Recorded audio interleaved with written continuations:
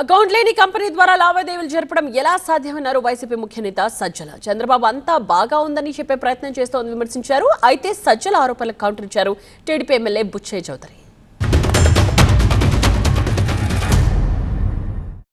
Account లేని దాని ద్వారా కంపెనీ ద్వారా ఎట్లా లిక్కర్ స్కామ్ అనబడే వీళ్ళంటున్న స్కామ్ అంటూ ఉంటే దాంట్లో నుంచి ఎటు రూట్ త్రూ చేస్తారనేది అది సింపుల్ లాజిక్. అది ఆ మాత్రం కూడా వాళ్ళు అసెప్ట్ చేసుకుని రాసేముందని వీడు అనుకోలే.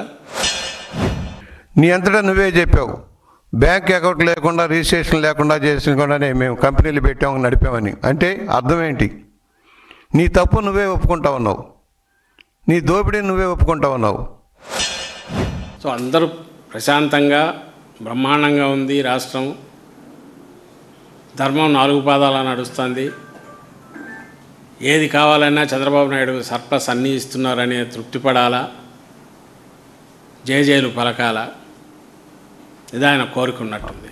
కానీ వాస్తవం అట్లేదనేది కనపడుతుంది. ఒకటే చెబుతున్నాం, ఇక ముందు మాట్లాడే అవకాశం నీకు లేదు. మాట్లాడేది ఉంటే మీ పార్టీలో గెలిచిన ఎమ్మెల్యేలు మాట్లాడమనండి, సీనియర్ నాయకులను మాట్లాడమనండి.